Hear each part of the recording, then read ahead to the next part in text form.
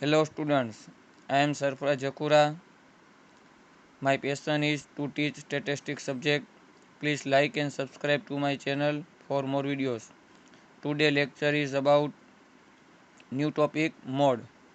First of all આપણે એની definition explain કરશું. The value which gets repeated maximum number of times or the value occurring with maximum frequency in the given data is called as mode. It is denoted by MO. મતલબ કે તમને કોઈ પણ માહિતીના અવલોકનો આપેલા હોય એમાં સૌથી વધુ વખત જે અવલોકન રિપીટ થાય અથવા તો સૌથી મોટામાં મોટી જે ફ્રીક્વન્સી હોય એને આપણે મોડ તરીકે ફાઇન્ડ કરશું અને તેને સંકેતમાં આપણે એમઓ તરીકે ઓળખીએ છીએ. નેક્સ્ટ આવશે formula. Ungroup data and discrete frequency ડિસ્ટ્રીબ્યુશનની કોઈ ફોર્મ્યુલા નથી. બંને માટે ખાલી એક સેન્ટેન્સ યાદ રાખવાનું છે. તો ફર્સ્ટ આપણે અનગ્રુપ ડેટા માટે we can find the mode as a value among the observation which is repeated maximum number of times. મતલબ કે તમને કોઈ પણ માહિતીના ઓબ્ઝર્વેશન આપેલા હોય એમાં સૌથી વધારે વખત જે રિપીટ થતું હશે ઓબ્ઝર્વેશન એને આપણે મોડ ફાઇન્ડ કરશું. અને ડિસ્ક્રીટ ફ્રીક્વન્સી ડિસ્ટ્રીબ્યુશનમાં શું યાદ રાખવાનું છે? તો which is repeated maximum number of times the one which has maximum frequency. એટલે તમને ફ્રીક્વન્સીનું જે કોલમ આપેલું છે એમાં સૌથી મેક્સિમમ મોટામાં મોટી જે ફ્રીક્વન્સી છે એની સામે જે ઓબ્ઝર્વેશન આપેલું હશે એ આપણું મોડ થશે. ઓકે. અને થર્ડ મેથડ આવશે કન્ટિન્યુઅસ ફ્રીક્વન્સી ડિસ્ટ્રીબ્યુશન. એની ફોર્મ્યુલા છે MO is equal to L plus FM minus F1 upon 2FM minus F1 minus F2 into C. હવે ડિટેલમાં આપણે સમજીએ તો એલનો મતલબ શું થશે? લોઅર બાઉન્ડ્રી પોઈન્ટ, જે આપણે મીડિયનમાં પણ શીખી ગયા છીએ. FM means frequency of the model class, એટલે તમને જે મેક્સિમમ ફ્રીક્વન્સી આપેલી હશે એ એફએમ થશે. F1 means prior of model class, એટલે મેક્સિમમ ફ્રીક્વન્સીની ઉપરની અગાઉની F1 થશે. ને F2 એટલે સક્સીડિંગ ઓફ મોડલ ક્લાસ, એટલે મેક્સિમમ ફ્રીક્વન્સી પછીની જે ફ્રીક્વન્સી હશે એ F2 થશે. અને સી મીન્સ ક્લાસ સાઇઝ. વધારે ડિટેલમાં આપણે ક્વેશ્ચન સોલ્વ કરશું એટલે ખ્યાલ આવી જશે. હવે કન્ટિન્યુઅસ ફ્રીક્વન્સી ડિસ્ટ્રીબ્યુશનની જે ફોર્મ્યુલા આપણે હમણાં જોઈ એ ફોર્મ્યુલાનો યુઝ ક્યારે કરવાનો છે તો એના માટેની ઇમ્પોર્ટન્સ નોટિસ છે, નોટ છે.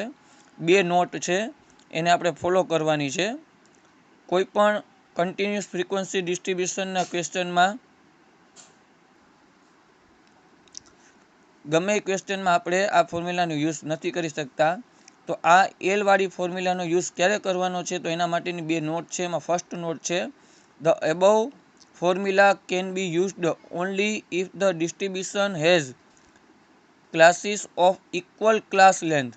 મીન્સ કે તમને જે ક્વેશ્ચન આપેલો હશે એમાં જે ફર્સ્ટ કોલમ જે ક્લાસનું આપેલું હશે એમાં દરેક ક્લાસ વચ્ચેનો જે ડિફરન્સ હશે એ સેમ હોવો જોઈએ. For example 0 to 10, 10 to 20, 20 to 30, 30 to 40, 40 to 50. અહીંયા બધા વચ્ચેનો જે ગેપ છે એ લેન્થ છે એ સેમ છે. તો ત્યારે જ આપણે આ ફોર્મ્યુલાનો યુઝ કરી શકીએ છીએ. સેકન્ડ નોટ છે the above formula can be used only in those cases where the maximum frequency is only for one class. Means કે તમને જે ફ્રીક્વન્સીનું કોલમ આપેલું હશે એમાં જે મેક્સિમમ ફ્રીક્વન્સી હશે એ એક જ વખત આપેલી હોવી જોઈએ. સપોઝ કે ફ્રીક્વન્સીના ટેબલમાં 45 છે એ મેક્સિમમ ફ્રીક્વન્સી છે તો એક જ વખત 45 હોય તો જ આપણે આ ફોર્મ્યુલાનો યુઝ કરી શકીએ. જો 45 બે વખત છે, 2 ટાઈમ્સ છે, તો આ ફોર્મ્યુલાનો યુઝ આપણે કરી શકતા નથી. એટલે કન્ટિન્યુઅસ ફ્રીક્વન્સી ડિસ્ટ્રીબ્યુશનની ફોર્મ્યુલાથી ક્વેશ્ચન સોલ્વ કરતી પહેલાં આ બે નોટ ફોલો કરવી જરૂરી છે. હવે આપણી પાસે ઓપ્શન છે કે જો આ બે નોટ આપેલી છે એમાંથી કોઈ પણ એક નોટ ફોલો થતી હોય, મીન્સ કે તમને જે ક્લાસ આપેલા છે એની લેન્થ સેમ નથી અલગ અલગ છે અથવા તો મેક્સિમમ ફ્રીક્વન્સી 2 વખત છે, 2 ટાઈમ્સ છે, તો ક્વેશ્ચન તો સોલ્વ કરવો જ પડશે. તો એ ક્વેશ્ચન કઈ ફોર્મ્યુલાથી સોલ્વ કરશું? તો નીચે એક એક્સ્ટ્રા ફોર્મ્યુલા આપેલી છે જેનું નામ છે ઇમ્પિરિકલ ફોર્મ્યુલા ફોર મોડ, જે આપણે 10th માં પણ શીખી ગયા છીએ. MO is equal to 3m - 2x બાર. આ ફોર્મ્યુલાની મદદથી તમે ક્વેશ્ચન સોલ્વ કરી શકો છો. તો એના માટે તમારે મીન પણ ફાઇન્ડ કરવું પડશે અને મીડિયન પણ ફાઇન્ડ કરવું પડશે, પછી તમે મોડ ફાઇન્ડ કરી શકશો. ઓકે.